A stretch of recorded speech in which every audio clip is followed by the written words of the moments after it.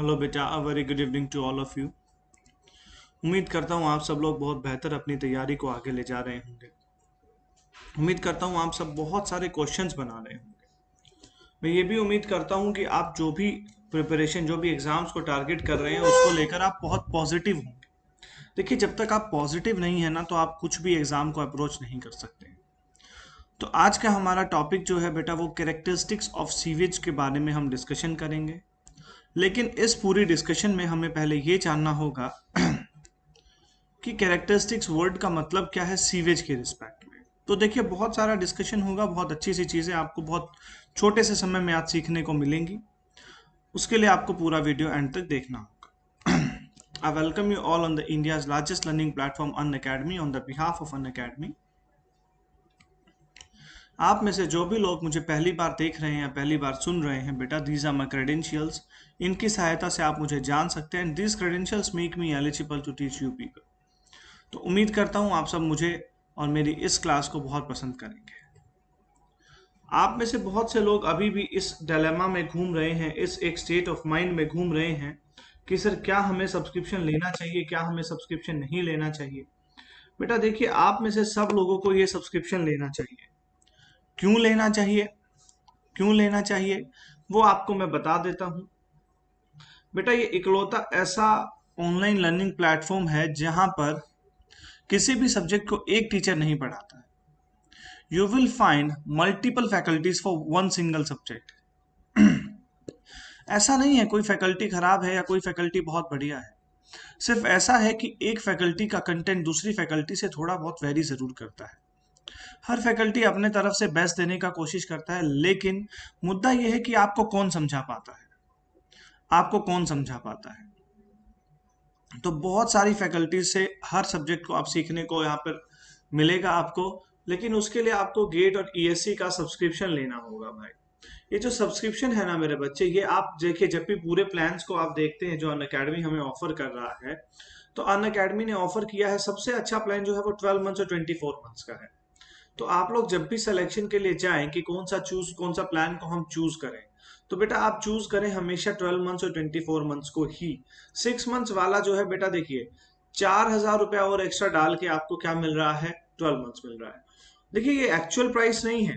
Actual price तो 25,000 है, लेकिन आप ये रेफरल कोड लगाते हैं, मैजिकल रेफरल कोड, तो आपको 10% ऑफ मिल जाता है। 10% ऑफ, इसका मतलब क्या है, अंकुर मलिक अन अकेडमी स्टडीज AMUS के इस्तेमाल से आपकी फीस बन जाती है 22,500। उसके अलावा आपको मिलता है साथ में एक फ्री ऑनलाइन टेस्ट सीरीज जो कहीं नहीं मिलेगा। और देखिए, ये सब से भी ज्यादा जरूरी आपको मिलता हूं मैं।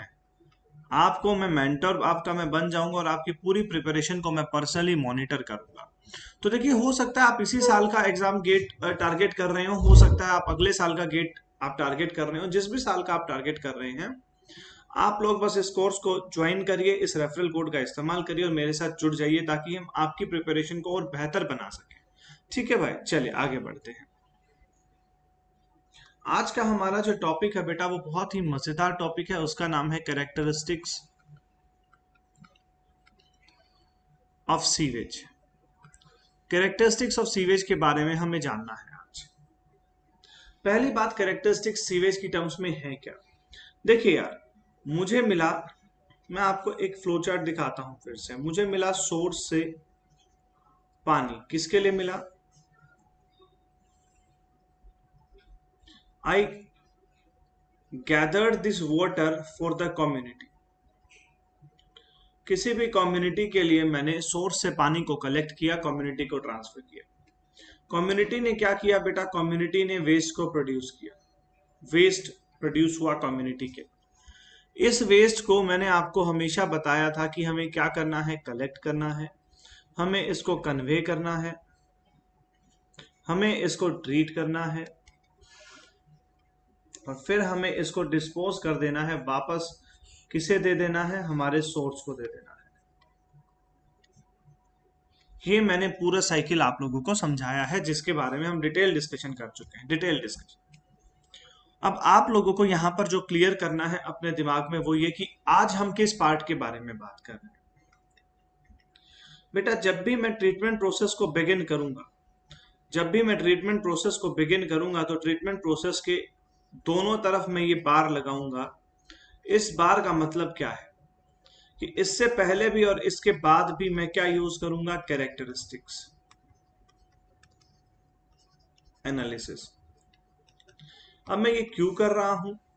देखिए, इसका बहुत ही बड़ा पर्पस है। इसका पर्पस क्या है कि कोई भी वेस्ट वाटर जो बह के आ रहा है कम्युनिटी से, जिसे आपने कलेक्ट किया, जिसे आप कन्वे कर रहे हैं, जिसे आप ट्रीट करना चाहते हैं, अरे पहले हमें ये तो पता होना चाहिए कि किसी चीज के अंदर कमी क्या है।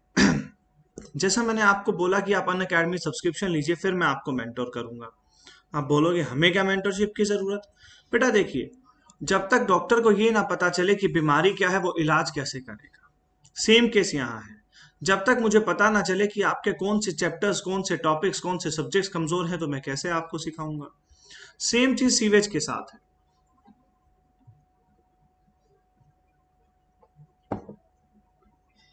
आई एम सॉरी, सेम चीज सीवेज के साथ है। आप क्या पाएंगे कि जब तक अगर मैं मान लो सीवेज को ट्रीट करना चाहता हूं, इसका इलाज करना चाहता हूं, तो मुझे क्या पता होना चाहिए कि उसका बीमारी क्या है, मतलब उसके अंदर कौन कौन सी त्रुटि, कौन कौन सी कमियां प्रेजेंट है। वो कमियां कैसे पता चलती हैं? वो पता चलती है कैरेक्टरिस्टिक एनालिसिस से। तो सबसे पहला कॉन्सेप्ट आता है कि कैरेक्टरिस्टिक एनालिसिस कहाँ किया जाता है।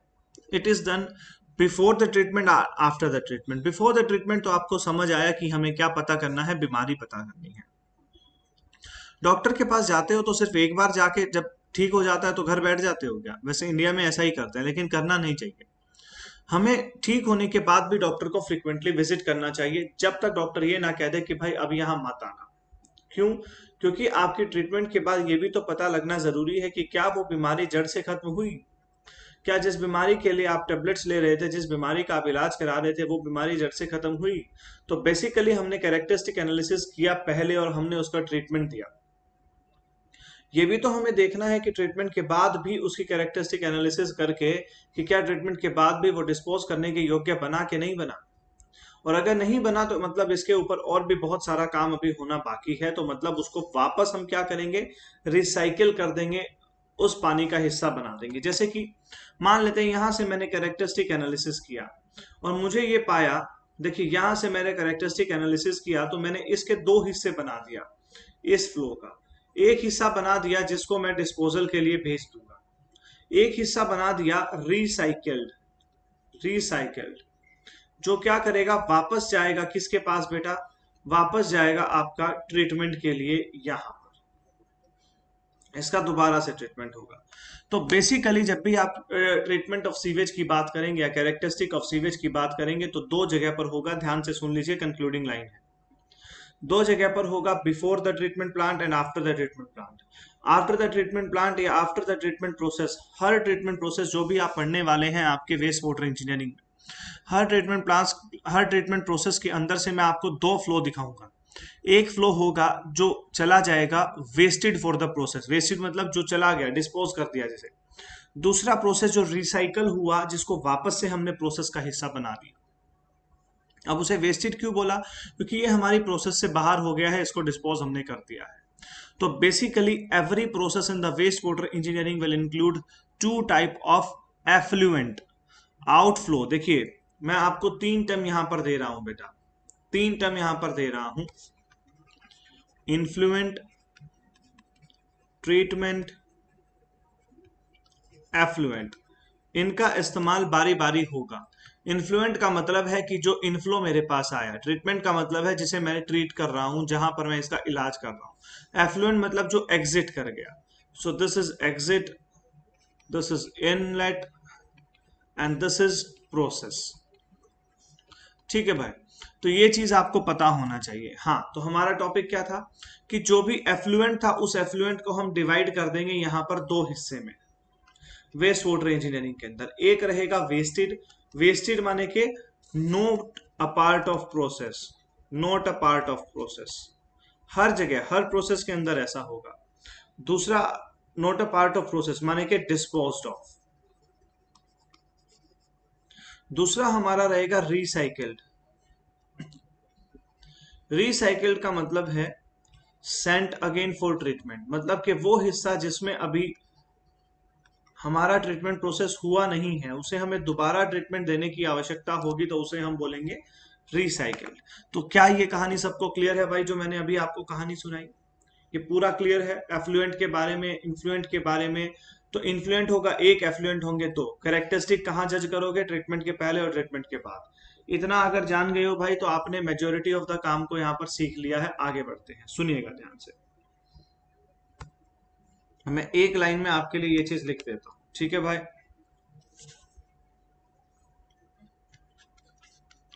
It is essential to know the nature of the wastewater before treatment,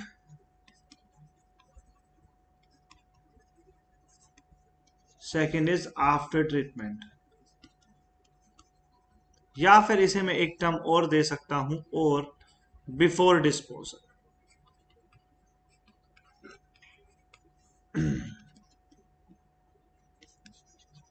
The process of knowing the nature of sewage is called the characteristics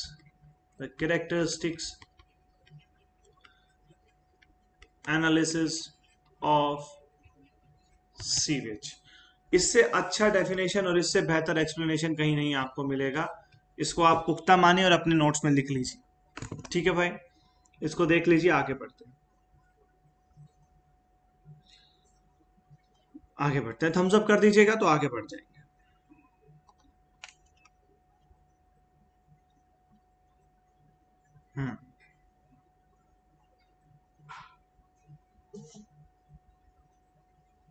चलिए आगे बढ़े, आगे बढ़ते हैं। देखिए, अब हमें करना है कैरेक्टरिस्टिक एनालिसिस। उस कैरेक्टरिस्टिक एनालिसिस से देखिए किसका करना है, फिर से लिखता, कैरेक्टरिस्टिक्स ऑफ सीवेज। पहले तो इसे जानिए, फिर इसे जानेंगे। ये सीवेज क्या है बेटा? सीवेज आपका है वाटर प्लस सॉलिड्स। पानी और सॉलिड्स के कॉम्बिनेशन को बोला जा रहा है सीवेज। कितना परसेंट वाटर है, कितना परसेंट वाटर है, जल्दी बताइए? 99.9% वाटर है, 0.1% आपके सॉलिड्स है। इसका पूरा रेंज भी मैं आप लोगों को दे चुका हूं, वो रेंज आपको दूसरी वीडियोस में मिल जाएगा। लेकिन अभी के लिए आप इतना ही याद रखिए, बाकी चेंजेस मैं आपके करूंगा बाद में टाइम के हिसाब से। तो मैंने आपको इनिशियल बताया है कि इसके अंदर इतना वाटर है और इतने सॉलिड्स हैं, ठीक है भाई? And this is forming what? Your sewage. ये आपकी सीवेज से थोड़ी सी जान पहचान हुई भाई। अब ये जो समस्या है, सुनिएगा ध्यान से, सीवेज के बारे में जो इतना डिस्कशन हो रहा है वो इस पोर्शन के बारे में नहीं हो रहा है। मात्र ये 0.1% है जो आपका क्या है बेटा, जो प्रॉब्लमेटिक है। जो प्रॉब्लमेटिक है, प्रॉब्लमेटिक है मतलब ये सॉलिड्स दो तरीके के होंगे, एक होगा डिकम्पोजिंग, एक होगा नॉन डिकम्पोजिंग। तो जो ये नॉन डिकम्पोजिंग है, ये हमारे लिए कोई समस्या क्रिएट नहीं करता है, इसको डायरेक्टली हम डिस्पोज ऑफ कर सकते हैं। ये जो डिकम्पोजिंग है, ये जाता है अंडर डिकम्पोजिशन, अंडर डिकम्पोजिशन। और जैसे ही इसका डिकम्पोजिशन शुरू होता है, ये कितने तरीके से होता है? एरोबिक, एनएरोबिक और फैकल्टेटिव। ये पूरा डिटेल में डिस्कशन आप लोगों से मैं करूंगा, ठीक है? नेक्स्ट पेज पे ही कर देता हूं। तो सुनिए, पूरी स्टोरी एक बार सुनिए। हमें पढ़ना है कैरेक्टरिस्टिक्स ऑफ सीवेज। सीवेज को हम जानते हैं वाटर प्लस सॉलिड्स के कॉम्बिनेशन को सीवेज बोल रहे हैं। 99.9% वाटर है, 0.1% सॉलिड्स है। ये जो 0.1% है, इसी के कारण सारी समस्या है। 99.9% एकदम सही। अब ये जो प्रॉब्लमेटिक है, ये क्या करता है? ये डिकम्पोजिशन करता है खुद का। अब ये डिकम्पोजिशन करने का तीन तरीका है। एक तरीका है एरोबिक, एक है एनारोबिक और एक है फैकल्टेटिव। फैकल्टेटिव, ये फैकल्टेटिव जो है, एरोबिक क्या है बेटा? Presence of oxygen. Anaerobic absence of oxygen या एयर। ये है आपका इन बोथ द कंडीशंस। ये किस के बेसिस पर है? ये बैक्टीरियाज के बेसिस पर है, जिसको आपको आने वाले लेक्चर्स में डिटेल में जानने को मिलेगा। तो अभी मैंने आप लोगों को बेसिक आइडिया इसका दे दिया है। आगे बढ़ते हैं। ये क्लासिफिकेशन माइक्रो ऑर्गेनिजम्स के बेसिस पर होता है। अब ये तीन तरीके से ये क्या करेगा? अंडर डिकम्पोजिशन जाएगा। और जब भी ये अंडर डिकम्पोजिशन जाएगा बेटा, ये क्या करेगा? ये प्रॉब्लम क्रिएट करेगा। उस प्रॉब्लम को हम क्या बोलते हैं? ये कोज करता है न्यूइसेंस पोटेंशियल। न्यूइसेंस पोटेंशियल। तो हमारा सारा का सारा काम जो है बेटा, वो सारा का सारा कैरेक्टरिस्टिक्स ऑफ सीवेज का जो प्रोसेस है, वो किसके अराउंड रिवॉल्व करेगा? वो अराउंड रिवॉल्व करेगा न्यूइसेंस पोटेंशियल के। इस पे स्टार मार्क कर देते हैं। इस पे स्टार मार्क कर देते हैं। ए, हट गया डब्बा, स्टार मार्क कर देते हैं। ठीक है बेटा। तो हमारा सारा का सारा डिस्कशन जो है वो न्यूइसेंस पोटेंशियल के अराउंड रिवॉल्व करेगा। ठीक है भाई, आगे बढ़ते हैं। इसको एक लाइन में लिख देता हूं। एक लाइन में लिख देता हूं। Sewage is combination of, notes बना लो बेटा, combination of solid plus liquid, out of which solids undergo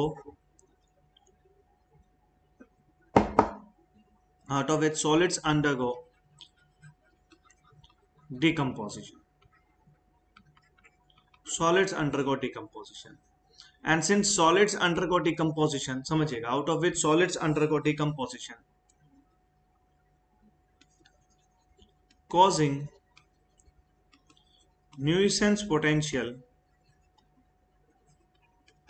इतना नहीं समझ पा रहे हो अभी तो ब्रैकेट में बस प्रॉब्लम्स लिख दो। Problems to human beings and surroundings, therefore sewage must be analyzed with the help of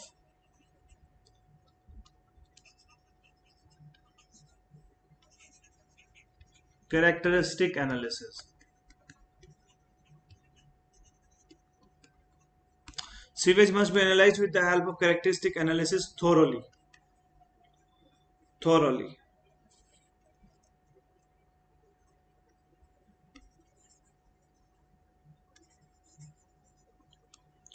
In order to know the extent of nuisance potential. बेटा ये इंजीनियरिंग सर्विसेज का क्वेश्चन है, इसलिए पूरा कन्वेंशनल आपको डिटेल में दे रहा हूं। पोटेंशियल, ठीक है भाई, इसके अलावा कोई किताबें देखने की जरूरत नहीं है। तो बेसिकली सीवेज कॉम्बिनेशन है सॉलिड और लिक्विड का, जिसके अंदर से सॉलिड्स प्रॉब्लम क्रिएट करते हैं, न्यूइसेंस पोटेंशियल क्रिएट करते हैं। सीवेज को एनालाइज करना चाहिए थोरोली। एनालाइज करके हमें क्या मिलेगा? हमें न्यूइसेंस पोटेंशियल मिलेगा, जिसकी सहायता से हम आगे बढ़ सकते हैं। ठीक है भाई। अब ये जो डिकम्पोजिशन है, ठीक है भाई, ये जो डिकम्पोजिशन है, इसे थोड़ा सा जान लेते हैं। देखिए, एक ही वर्ड यहां पर निकल के आया नया, जिसका नाम है डिकम्पोजिशन। इसे थोड़ा सा जान लेते हैं, उसके बाद हम एंटर करेंगे डिकम्पोजिशन। बेटा ये डिकम्पोजिशन जो है, ये दो तरीके से होता है, ऑक्सीडेशन प्लस रिडक्शन। इसे आप ऐसे भी देख सकते हैं, नोट करके अगर मैं आपको लिखवाऊं कि जो डिकम्पोजिशन है, डिकम्पोजिशन, इसी को एक नाम और दिया गया स्टेबलाइजेशन। इसी को एक नाम और दिया गया स्टेबलाइजेशन। इसी को एक नाम और दिया गया बेटा डिग्रेडेशन। डिग्रेडेशन, ये पूरा मिलकर जो होता है, it is done with the help of oxidation plus reduction. अब आपको ये जानना होगा कि ऑक्सीडेशन जो है, ये प्रोसेस होता है एरोबिक और ये प्रोसेस होता है एनारोबिक। ये प्रोसेस होता है एनएरोबिक, माने कि इसके अंदर एयर का इंक्लूजन होता है, इसके अंदर एयर का इंक्लूजन नहीं होता है। अब तो बेसिकली पूरा डिकम्पोजिशन प्रोसेस जो है, समझिएगा ध्यान से, बेसिकली अगर आपको बोला जाए पूरा डिकम्पोजिशन प्रोसेस, पूरा स्टेबलाइजेशन प्रोसेस या पूरा degradation process, it is the combination of oxidation plus reduction. And और नहीं लिखा मैंने, एंड लिखा है, तो ऑक्सीडेशन रिडक्शन साथ में काम कर रहा होगा, यही आपका डिकम्पोजिशन प्रोसेस है। अब डिकम्पोजिशन प्रोसेस के अंदर जो ऑक्सीडेशन है ये होता है with the presence of air, माने कि एरोबिक। रिडक्शन जो है वो होता है in the absence of oxygen, माने कि एनएरोबिक। तो माने कि अगर आपसे कोई पूछता है कि एरोबिक प्रोसेस हो रहा है या एनएरोबिक हो रहा है, तो आपका आंसर क्या आना चाहिए? देखिए भाई, अगर आप मुझे लिखते हैं डिकम्पोजिशन, तो मैं ये मानूंगा एरोबिक भी हो रहा है, एनएरोबिक भी हो रहा है और फैकल्टेटिव भी हो रहा है, क्योंकि दोनों कंडीशंस यहाँ पर प्रेजेंट है।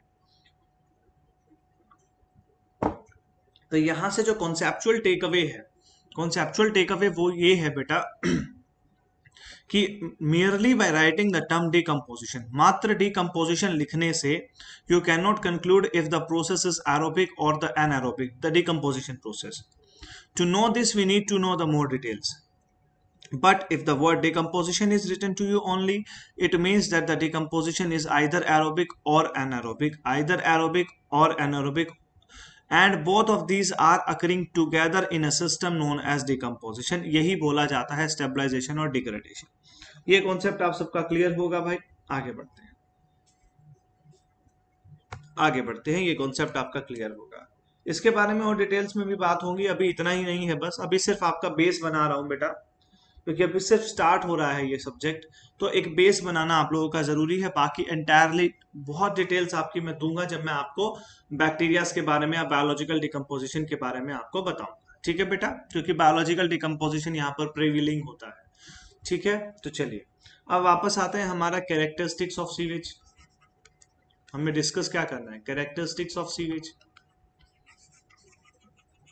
अब मुझे एक बात बताओ, कैरेक्टरिस्टिक्स ऑफ सीवेज डिस्कस करना है मतलब कैरेक्टरिस्टिक्स के बारे में बात होना है, ये सुनो। तो कैरेक्टरिस्टिक्स के बारे में जो बात होना है, तो कैरेक्टरिस्टिक्स की बात होगी। अब सीवेज को हम जान चुके हैं, कैरेक्टरिस्टिक्स क्या होता है बेटा? देखिए, कैरेक्टरिस्टिक्स तीन तरीके का होता है, physical, second is chemical, and third is your biological. Up, these are your characteristics, ठीक है भाई, ये आपकी कैरेक्टरिस्टिक्स। ना, these are your characteristics. अब इसको और टर्म्स में मैं कैसे लिख सकता हूं, सुनिएगा। To know the nuisance potential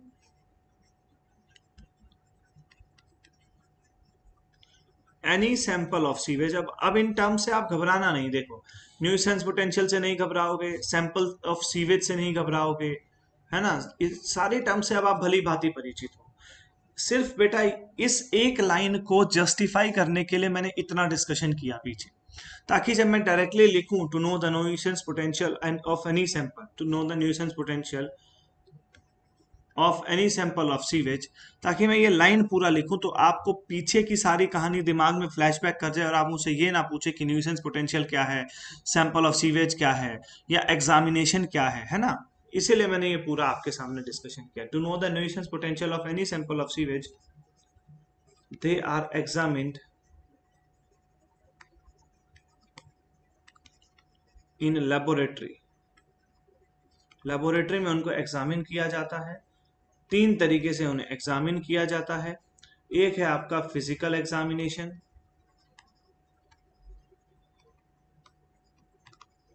एक है आपका केमिकल एग्जामिनेशन,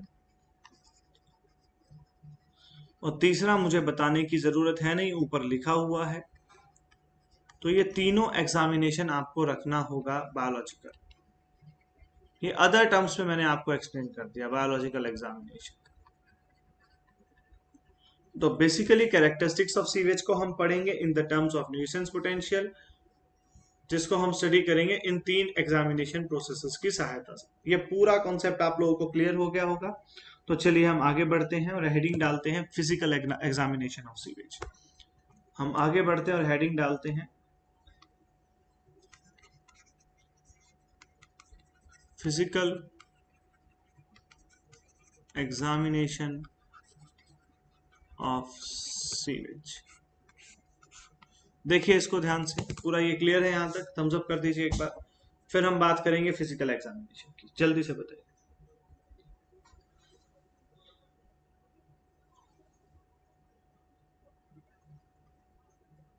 आगे बढ़े चले। फिजिकल एग्जामिनेशन क्या है?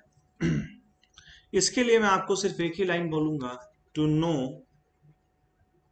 The state and condition, the state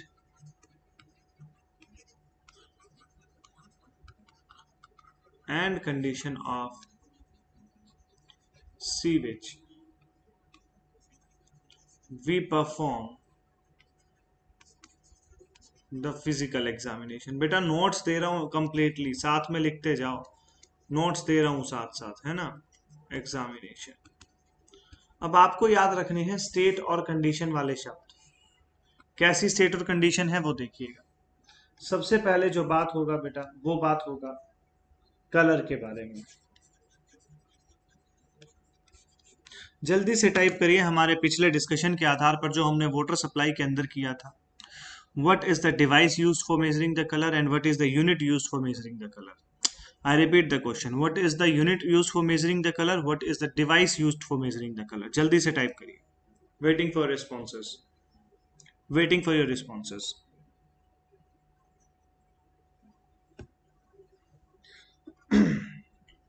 देखिए हमारे पिछले डिस्कशन ने हमें बताया था the unit use for colour is true colour unit and the device used is tintometer। दोनों चीजें मैं आपको बता चुका हूं, ठीक है भाई। अगर अभी भी आप लोग नहीं जानते हैं तो मेरी बात को ध्यान से सुनिए, मैं आपको एक्सप्लेन कर देता हूं, सुनिएगा ध्यान से। डिवाइस यूज इज टिंटोमीटर, इसमें एक्सप्लेन करने का कुछ भी नहीं है। ये देखना चाहते हो तो वाटर सप्लाई का मेरा सीरीज देख लो पिछले महीने का, उसमें आपको समझ आ जाएगा। इसी बैच का हिस्सा था, लेक्चर 1, लेक्चर 2, लेक्चर 3, है ना, आपको मिल जाएगा। अब समझिए 1 TCU क्या है। 1 TCU is that color of the water which is produced by dissolving 1 milligram of chloroplatinate ion in the 1 liter of distilled water। in the 1 liter of distilled water, जैसे कि इस ग्लास के अंदर मैंने क्या लिया, 1 लीटर ऑफ डिस्टिल्ड वाटर। इसके अंदर मैंने 1 मिलीग्राम ऑफ क्लोरोप्लेटिनेट आयन डाला। उसके कारण जो कलर प्रोड्यूस हुआ, उसे हमने क्या बोल दिया, 1 TCU। उसे हमने क्या बोल दिया, 1 TCU। तो आप सबके दिमाग में 1 TCU अभी क्लियर हो गया होगा कि 1 TCU है क्या। ठीक है बेटा। हाँ, जब 1 TCU का क्लैरिटी आपके दिमाग में आ गया है तो अब हम बात करते हैं कलर क्या है। देखो यार, ये आप कोई भी सीवेज की जब प्रॉपर्टी के बारे में मैं बात करूंगा, समझना ध्यान से। सीवेज की कोई भी प्रॉपर्टी, चाहे कलर है, चाहे ऑर्डर है, चाहे टर्बिडिटी है, सारी चीजें, उन सब में मैं दो ही तरह की बात करूंगा। एक होगा फ्रेश सीवेज और एक होगा सेप्टिक सीवेज। सेप्टिक मतलब stale sewage, stale sewage, stale मतलब पुराना सीवेज। बेसिकली आपको सीवेज की हर चीज का एग्जामिनेशन जो भी करना है, चाहे वो फिजिकल हो चाहे केमिकल हो, तो दो तरह के सैंपल्स पे आपको करना है। एक है फ्रेश सीवेज और एक है सेप्टिक और स्टेल सीवेज। ठीक है भाई। अब इससे पहले कि मैं आगे पूरे कॉन्सेप्ट को शुरू करूं, मैं आपको एक कहानी सुनाना चाहता हूं। जिससे आप इस कहानी की सहायता से जो भी आप आगे बात करेंगे, जो भी मैं प्रॉपर्टीज की आगे बात करूंगा, उन प्रॉपर्टीज में आप इस कहानी को रिलेट करके देखेंगे। ठीक है भाई। कहानी क्या कहती है? कहानी ये कहती है कि जब भी किसी नदी के अंदर या जब भी किसी वाटर के अंदर, सुनिएगा, ये है आपका एक सोर्स, ये आ रहा है आपका वेस्ट वाटर। बेटा सुना चुका हूं कहानी, लेकिन फिर से सुनो, मजा आएगा। जब भी ये वेस्ट वाटर किसी भी सोर्स के अंदर डाला जाएगा तो इसके अंदर क्या होगा बेटा, दो चीजें होती हैं, एक होता है डीओ और एक होता है ओडी। डीओ कहलाता है डिजोल्व ऑक्सीजन और ओडी कहलाता है ऑक्सीजन डिमांड। जब भी कोई पानी जब भी कोई वेस्ट वाटर मिलाया जाता है किसी सोर्स के अंदर, उस समय पर समझिएगा, उस समय पर सोर्स के अंदर कौन ज्यादा है, डिजोल्व ऑक्सीजन ज्यादा है, इसके अंदर ओडी ज्यादा है, ऑक्सीजन डिमांड ज्यादा है। अब इसके अंदर से जो ओडी है बेटा वो बहुत एक्सट्रीम लेवल पर है, बहुत एक्सट्रीम लेवल पर है। अब आप बोलोगे सर सोर्स के अंदर भी तो डिजोल्व ऑक्सीजन बहुत ज्यादा है। इसको ऐसा कंसीडर करिए कि ये सोर्स कुछ ऐसा है, रिवर वाला सोर्स है, ठीक है, तो आपको और क्लैरिटी होगा। इस सोर्स के इस पॉइंट ऑफ डिस्पोजल को कंसीडर करिए और इस आने वाले वेस्ट वाटर को कंसीडर करिए। तो अगर इस वेस्ट वाटर के अंदर एक रिक्वायर्ड अमाउंट से ज्यादा ओडी है तो वो क्या करेगा, इस पॉइंट ऑफ डिस्पोजल पे, इस पॉइंट ऑफ डिस्पोजल पे, ये आपका पॉइंट ऑफ डिस्पोजल है, ठीक है भाई, इस पॉइंट ऑफ डिस्पोजल पे जो भी एक्वेटिक लाइफ है उसको तुरंत मार देगा, क्योंकि ऑक्सीजन नहीं मिलेगी तो आप भी मर सकते हैं, सब मर सकते हैं। तो बेसिकली पॉइंट ऑफ डिस्पोजल पे जब हम किसी भी चीज को डिसॉल्व कर रहे हैं या डिस्पोज कर रहे हैं तो हमारा डीओ और OD should be maintained, DO and OD should be maintained, should be maintained. अब इसीलिए पानी को ट्रीटमेंट की आवश्यकता है बिफोर वी डिस्पोज ऑफ। अब आप बोलोगे सर ये इसके पास ओडी क्यों है और इसके पास डीओ क्यों है? बेटा जब मैं आपको प्रोसेसेस ऑफ डिकम्पोजिशन समझाऊंगा तो बताऊंगा कि एक रिवर के अंदर रिडक्शन ऑक्सीडेशन जैसी प्रोसेसेस लगातार होती रहती हैं, कॉन्टिन्यूसली होती रहती हैं बिना किसी रुकावट के। और इसी वजह से रिवर के अंदर कभी भी आप देखिए, हमेशा flowing water has its own tendency to purify itself. एक लाइन लिखता हूं, देखिएगा, flowing water has its own tendency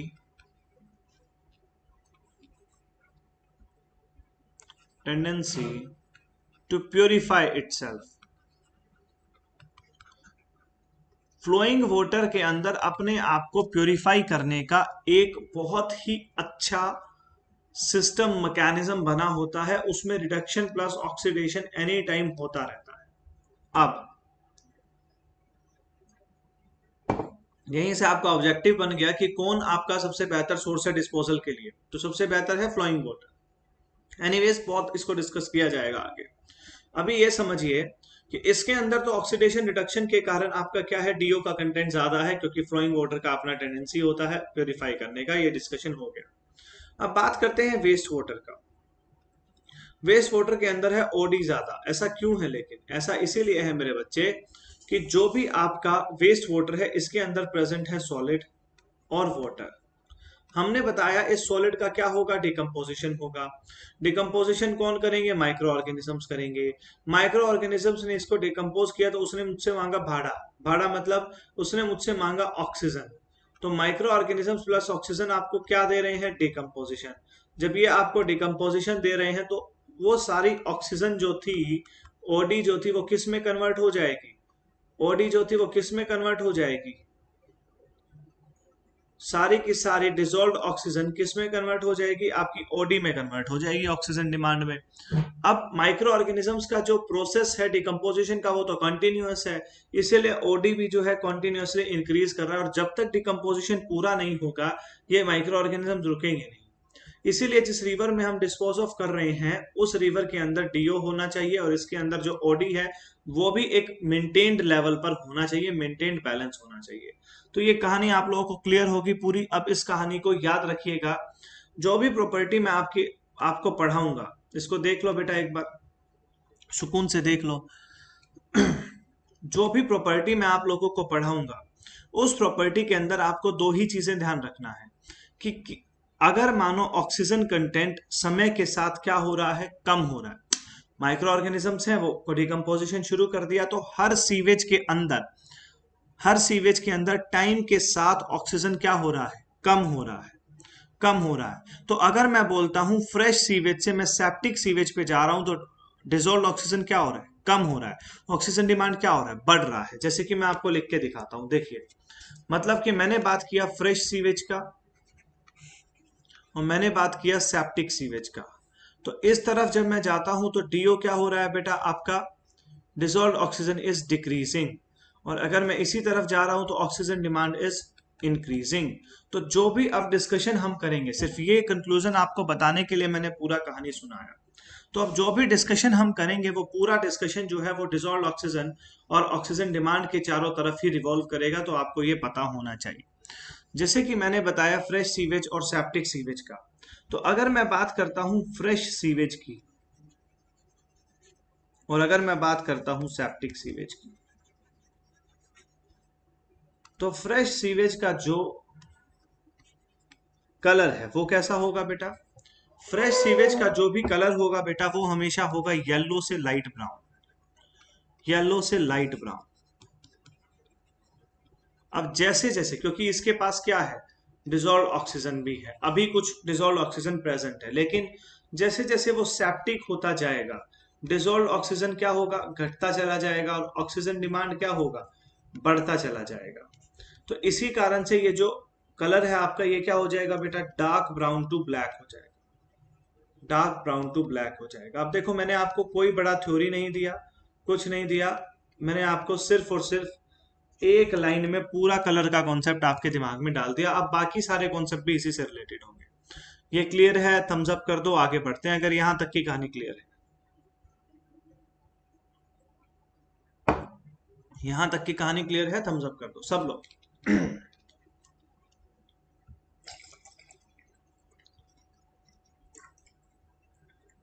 अगर यहां तक की कहानी क्लियर है थम्स अप कर दो सब लोग। चले आगे बढ़ते हैं। और यार आगे बढ़ने से पहले जिसने ने भी अभी तक वीडियो को लाइक नहीं किया जल्दी से लाइक कर दो, बाद में आप लोग भूल जाते हो, है ना, जल्दी में होते हो तुम लोग तो भूल जाते हो, इससे अच्छा अभी कर दो इसको लाइक, ठीक है। आगे बढ़ते हैं। अब बात करते हैं टर्बिडिटी का। अब बात करते हैं टर्बिडिटी का। टर्बिडिटी, टर्बिडिटी क्या रहेगा? देखो बेटा, टर्बिडिटी को कैसे हम मेजर करेंगे, फिर से क्या है, फ्रेश सीवेज और सेप्टिक सीवेज, दो ही टर्म्स में हमें डिस्कस करना है। टर्बिडिटी क्या होता है? एक बात मुझे बताइए, टर्बिडिटी क्या होता है? Turbidity is the resistance offer to the passage of the light through a sample. हमने डिस्कशन किया था, मैंने ये भी डिस्कशन किया था आपसे कि किन पार्टिकल्स का टर्बिडिटी ज्यादा होता है, कोर्स ग्रेन पार्टिकल्स या फाइन ग्रेन्ड पार्टिकल्स। माने कि वो पार्टिकल्स जिनका सरफेस एरिया, पहली बात तो कोर्स ग्रेन और फाइन ग्रेन में मैं पूरा लिख देता हूं, नहीं तो आप परेशान हो जाओगे, मैं समझ गया हूं आपकी बातों से। देखो मैंने बोला कोर्स ग्रेन्ड और फाइन ग्रेन्ड, बेटा मैंने पूरा डिस्कशन आप लोगों के साथ किया है कि फाइन ग्रेन्ड का जो सरफेस एरिया है इट इज मोर। इसके लिए आप वीडियो देख सकते हो टर्बिडिटी का, जो मैंने दिया है वाटर सप्लाई वाली प्लेलिस्ट में, वहां पर देख सकते हो, ठीक है। सरफेस एरिया इसका ज्यादा होगा, इसका सरफेस एरिया क्या होगा, कम होगा। And turbidity is a surface area phenomena, ये है surface area phenomenon. Surface area phenomenon का क्या मतलब है? सरफेस एरिया जितना ज्यादा होगा उतना ज्यादा हिंड्रेंस होगा। देखो ये मेरा डब्बा है, इस डब्बे के अंदर ये पानी है, इस पानी के अंदर ये पार्टिकल है, यहां से मेरी लाइट फ्लो कर रही है और यहां से मेरी लाइट को ऑब्जर्व किया जा रहा है, ऑब्जर्व। तो इसके पैसेज में जितनी लाइट रुकावट होगी, जितना पार्टिकल रुकावट पैदा करेगा वही टर्बिडिटी को कंट्रीब्यूट करेगा। तो टर्बिडिटी को जो कंट्रीब्यूट कर रहा है वो कर रहा है सरफेस एरिया। तो surface area is more for fine grained, so आपका टर्बिडिटी भी किसका ज्यादा होगा, इसका ज्यादा होगा। Turbidity is more for this and turbidity is less for this. मैंने आपको ये भी बताया था कि जो डिसॉल्व्ड पार्टिकल्स हैं वो टर्बिडिटी को कंट्रीब्यूट करते हैं या सस्पेंडेड, वो पूरा वीडियो जाकर ये देखिएगा बेटा, ये जाकर देखिएगा टर्बिडिटी का वीडियो, ठीक है। अब यहाँ पर एक बात पक्का है कि फाइन ग्रेन्ड पार्टिकल्स जो हैं वो आपकी टर्बिडिटी को बढ़ा देते हैं, इतना आप सबको समझ आ गया। तो मुझे एक बात बताइए कि फ्रेश सीवेज है उसके अंदर कैसे पार्टिकल्स होंगे, बिग पार्टिकल्स, बिग पार्टिकल्स होंगे। क्यों होंगे? क्योंकि अभी डिकम्पोजिशन स्टार्ट नहीं हुआ है उतना स्पीड में, डिकम्पोजिशन स्टार्ट नहीं हुआ तो वो फाइन पार्टिकल्स में ब्रेक नहीं हुए हैं, फाइन पार्टिकल्स में ब्रेक नहीं हुए हैं तो मतलब सरफेस एरिया अभी कम है। सो दिस इज वाई यहाँ पे टर्बिडिटी क्या होगा, लेस टर्बिड। अब इसके अंदर क्या हुआ है बेटा, स्टेल के अंदर क्या हुआ है, स्टेल डेल ये बेटा सेप्टिक है, स्टेल है, डेल स्टेन नहीं है, डेल स्टेन नहीं है, ये स्टेल है, सेप्टिक है। तो स्टेल और सेप्टिक सीवेज के अंदर क्या हुआ, smaller particles due to decomposition. Reason नहीं लिख रहा हूं, सिर्फ स्मॉलर पार्टिकल्स लिख रहा हूं, ब्रैकेट में लिख देता हूं डिकम्पोजिशन। अब जब पार्टिकल स्मॉल हो गए तो क्या हुआ बेटा, more turbid, this becomes more turbid. क्या ये पूरा डिस्कशन सबको क्लियर है भाई? जल्दी से थम्स अप, जल्दी से थम्स अप कर दो अगर ये पूरा डिस्कशन क्लियर है। So this is our second point, right? तीसरा क्यों लिखा है? This is our second point, colour के बाद टर्बिडिटी इज सेकंड पॉइंट।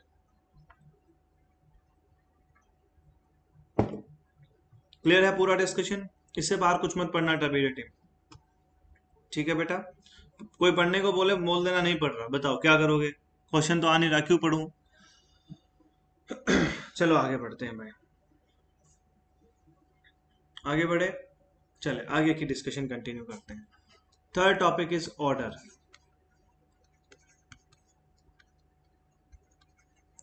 अब बेटा देखो, ऑर्डर के साथ एक पैरामीटर और है जो हमेशा चलता है, वो है test. So test and order goes hand in hand, test और ऑर्डर साथ में चलता है, ठीक है? अरे जब टेस्ट और ऑर्डर साथ में चलता है, सीवेज को कोई टेस्ट करता है क्या? तुम करोगे? कोई नहीं करता, मत करना, ठीक है बेटा? तो sewage is of no use, test is of no use in the case of the sewage, ठीक है भाई? क्या है इसमें? ऑर्डर। ऑर्डर ज्यादा नहीं होना चाहिए। ऑर्डर कब ज्यादा होगा? सुनो बेटा, ऑर्डर के लिए वैसे तो मैं आपको रिलेशनशिप दे देता हूं, फ्रेश सीवेज का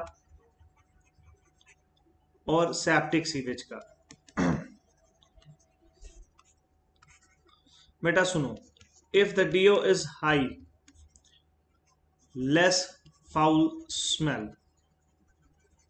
if the OD is very high, या मैं बोलूं कि DO is very less, high foul smell, high foul smell. ये क्यों होता है? ये क्यों होता है? ओडी की टर्म्स में भी लिख दो। अगर ओडी बहुत कम है, बेटा ये क्वेश्चन पूछेगा डायरेक्टली ऑब्जेक्टिव में, घबरा जाओगे और तुम, इसलिए लिख लो ये सब। और अगर ओडी आपका ज्यादा है तो हाई फाउल स्मेल होगा। अब ये क्यों होगा? बेटा देखो, मैंने आपको 50 बार समझाया है, जो लोग नए हैं वो जान लो कि जब भी आपका डिकम्पोजिशन होता है, जब भी आपका डिकम्पोजिशन होता है, आपका डिसॉल्व ऑक्सीजन घटता है, आपका ओडी बढ़ता है, ये मैं बता चुका हूं अभी भी इतना। लेकिन इसके साथ साथ क्या होता है, आपके H2S plus CO2 plus CH4 methane, ये गैसेस रिलीज होती हैं। जैसे जैसे डिकम्पोजिशन आगे बढ़ता है, इनका क्वांटिटी बढ़ जाता है। अब प्रोसेस आगे बढ़ने से इनका क्वांटिटी बढ़ गया तो बेसिकली फाउल स्मेल क्या होगा, बढ़ जाएगा।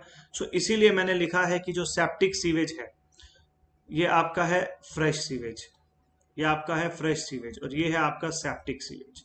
तो जैसे जैसे फ्रेश सीवेज से सेप्टिक सीवेज की तरफ जाएंगे, डिकम्पोजिशन बढ़ेगा, तो फ्रेश के अंदर जो ऑर्डर है वो फिर भी कम होगा, फाउल स्मेल। सेप्टिक के अंदर ऑर्डर बहुत ज्यादा होगा, इसी को बोला जाता है फाउल ऑर्डर, फाउल ऑर्डर, ठीक है भाई? और इसके अंदर आता है मस्टी ऑर्डर, मस्टी ऑर्डर, ठीक है? तो मस्टी ऑर्डर मतलब less offensive, less offensive, and this is मतलब मोर ऑफेंसिव, मोर ऑफेंसिव। क्लियर है भाई ये पूरी कहानी सबको? ऑर्डर के बारे में सारा डिटेल डिस्कशन मिल गया आप लोगों को? क्या जानोगे और? इतनी डिटेल डिस्कशन तो तुम्हें दे रहा हूं हर चीज पे, कितना जानोगे और? 3 पैरामीटर हो गए हैं, कौन? Colour, turbidity, order. किसी को कोई समस्या भाई? किसी को कोई समस्या? किसी को कोई समस्या इसमें? नहीं होना चाहिए। आगे बढ़े क्या?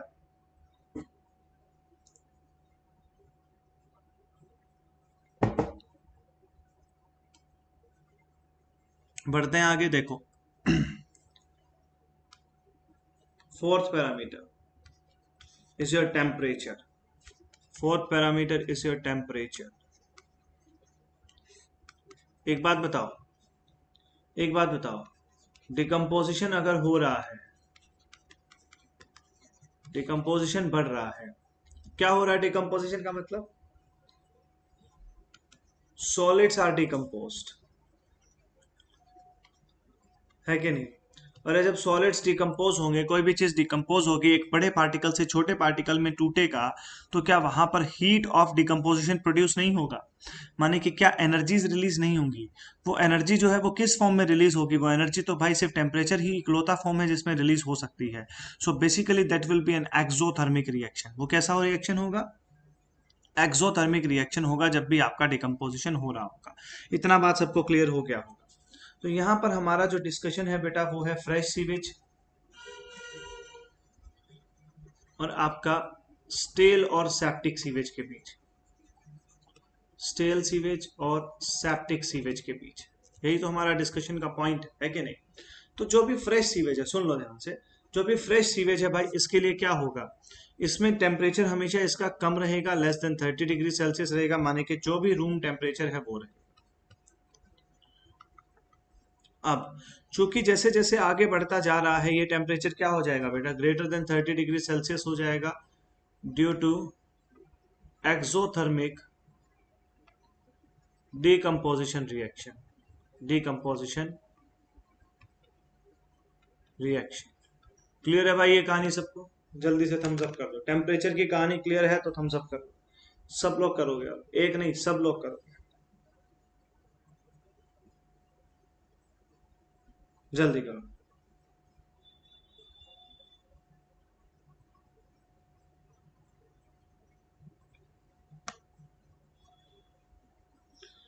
हो गया? आगे बढ़ते हैं। तो देखिए, मैंने आपको पढ़ाया पूरा फिजिकल एनालिसिस, एक बार देख लो। मैंने बताया फिजिकल एग्जामिनेशन ऑफ सीवेज, जिसके अंदर हमने क्या पढ़ा? कलर पढ़ा, टर्बिडिटी पढ़ा, ऑर्डर पढ़ा और टेम्परेचर पढ़ा। इतना ही पढ़ना बेटा, और कुछ इसके बारे में जानने की ज्यादा आवश्यकता आप लोगों को है नहीं। ठीक है, आगे बढ़ते हैं। आइए अब हम बात करते हैं केमिकल एनालिसिस की।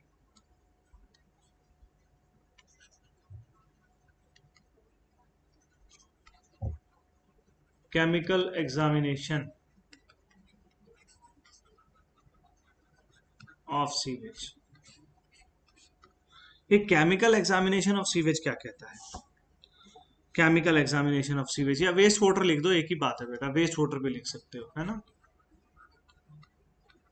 देखिए यार, chemical examination of waste water या सीवेज एम करता है आपकी तीन चीजों की तरफ। आपको यहां से कैलकुलेट करनी है तीन चीजें। कौन सी वो तीन चीजें होंगी भाई? सबसे पहले आपको कैलकुलेट करना होगा ऑर्गेनिक मैटर, फिर आपको कैलकुलेट करना होगा इनऑर्गेनिक मैटर, इनऑर्गेनिक मैटर, और थर्ड आपको कैलकुलेट करना होगा डिसॉल्व्ड गैसेस। ये तीनों ही चीजें आपकी कहलाएंगी केमिकल एग्जामिनेशन। ये तीनों ही चीजें आपकी कहलाएंगी केमिकल एग्जामिनेशन। तो इन तीनों चीजों का डिस्कशन जब भी होगा तो हमें केमिकली एनालिसिस करना होगा, केमिकली एग्जामिन करना होगा। ठीक है भाई, आगे बढ़े। इसके बारे में जान लिया तुमने, चलो आगे बढ़ते हैं। ऑर्गेनिक मैटर, सुनिएगा ध्यान से, organic matter present in any sewage is directly proportional to nuisance potential। याद रखिएगा, याद रखिएगा। न्यूसेंस पोटेंशियल क्या था? सिंपली मैंने बताया था प्रॉब्लम। इस टर्म से आप ऑलरेडी फेमिलियर हो, आज ही बताया इसी लेक्चर में, है ना बेटा? तो organic matter is directly proportional to your nuisance potential, ये बात हमें क्लियर है दिमाग में। अब जब ऑर्गेनिक मैटर न्यूसेंस पोटेंशियल के डायरेक्टली प्रोपोर्शनल है, बहुत ध्यान से समझ लो पूरी बात को। जब ऑर्गेनिक मैटर न्यूसेंस पोटेंशियल के डायरेक्टली प्रोपोर्शनल है, तो मुझे क्या निकालना है? अगर मैं ऑर्गेनिक मैटर निकाल लेता हूं तो मुझे क्या मिल जाएगा? न्यूसेंस पोटेंशियल मिल जाएगा। बिल्कुल सही बात है। आगे देखिएगा, देखिएगा, येलो से लिख रहा हूं, अच्छी line. Organic matter in waste water is examined by using the oxygen demand of a sample। Basically organic nuisance potential किससे मिला? ऑर्गेनिक मैटर से। ऑर्गेनिक मैटर कैसे मिलेगा? ऑक्सीजन डिमांड से। तो बेसिकली सारा का सारा काम किसके अराउंड रिवॉल्व करेगा? ऑक्सीजन डिमांड के अराउंड रिवॉल्व करेगा, डिसॉल्व ऑक्सीजन के अराउंड रिवॉल्व करेगा। तो अगले 3 लेक्चर्स में या अगले हमारे 3 दिन तक जो डिस्कशन होगा, वो सारा का सारा डिस्कशन किसके अराउंड रिवॉल्व करेगा? ऑक्सीजन डिमांड या डिसॉल्व ऑक्सीजन के अराउंड रिवॉल्व करेगा। देखिए, वैसे तो पूरा ही waste water engineering oxygen demand और डिसॉल्व ऑक्सीजन का खेल है, लेकिन उस खेल को भी आप अच्छे से अगर खेलना चाहते हैं बेटा, तो आप लोगों को एक बात यहाँ पर ध्यान रखना होगा कि ऑर्गेनिक मैटर जो है उसको डायरेक्टली हम न्यूसेंस पोटेंशियल का रिप्रेजेंटेटिव मानते हैं और ऑक्सीजन डिमांड को मानते हैं ऑर्गेनिक मैटर का रिप्रेजेंटेटिव। तो यहां पर मैं लिख सकता हूं ऑर्गेनिक मैटर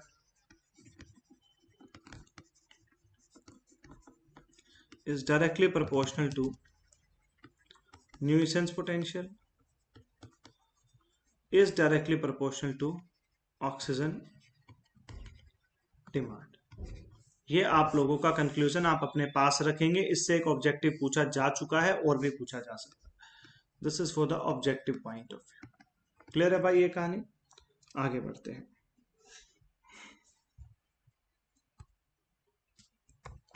अब ये जो ऑर्गेनिक मैटर है ना, ये जो ऑर्गेनिक मैटर है, organic matter can not be estimated. देखिए यार, कितना आसान होता ना कि हमने कुछ जैसे पीएच में हमने क्या किया, एक लिटमस पेपर डाल दिया, एक टाइट्रेशन कर दिया। कितना आसान होता अगर अगर ऑर्गेनिक मैटर के लिए भी ऐसा ही कुछ आ जाता, कोई डिवाइस आ जाता, कुछ ऐसा आ जाता जो हमें डायरेक्टली बता देता ऑर्गेनिक मैटर है। देखिए, ऐसा कुछ हो नहीं सकता है। क्यों नहीं हो सकता है? Because organic matter is a complex structure, is a complex unit, is a complex term. Unit बोले तो मैंने बोला यूनिट, मिलिट्री का यूनिट देखा, उसमें क्या होता है? कमांडर होता है, उसमें ट्रुप्स होते हैं, उसमें आर्म्स होते हैं, उसमें सारी चीजें होती हैं। तो सेम आपका ऑर्गेनिक मैटर मिलिट्री का आपका ट्रुप है। इसके अंदर सिर्फ ऑर्गेनिक मैटर नहीं है भाई। ऑर्गेनिक मैटर का मतलब सिर्फ एक चीज नहीं है। इसके अंदर प्रेजेंट है आपके कार्बोहाइड्रेट्स, इसके अंदर प्रेजेंट है आपका ग्लूकोज, इसके अंदर प्रेजेंट है आपके प्रोटीन्स। खा मत लेना, प्रोटीन्स वो वाले प्रोटीन्स नहीं है जो जिम के लिए तुम खाते हो, वो नहीं है। ठीक है बेटा? इसके अंदर आपके प्रेजेंट है ऑयल्स एंड ग्रीसेस एटसेट्रा। तो इतनी सारी एटसेट्रा भी बाकी है। ठीक है, ये सिर्फ वो हैं जो आप जानते हो, जिनसे आप फेमिलियर हो। तो इतनी सारी चीजों से मिलकर बना है आपका ऑर्गेनिक मैटर। इसीलिए मैंने बोला organic matter can not be estimated by any direct method and hence organic matter is measured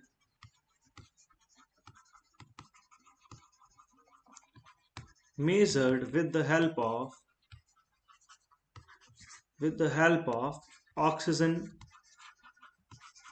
demand only. Clear है भाई ये बात कि ऑक्सीजन डिमांड की क्यों, कहाँ जरूरत पड़ी, क्यों ऑक्सीजन डिमांड को ही इसका रिप्रेजेंटेटिव माना? क्योंकि ऑक्सीजन डिमांड निकालने के हमारे पास डायरेक्ट टेक्निक्स हैं। तो अब मैं बताता हूं आपको कि ऑक्सीजन डिमांड्स और ऑर्गेनिक मैटर को कैसे कैलकुलेट किया जाता है। ठीक है, आइए आइए देखिएगा इसको ध्यान से। Organic matter estimation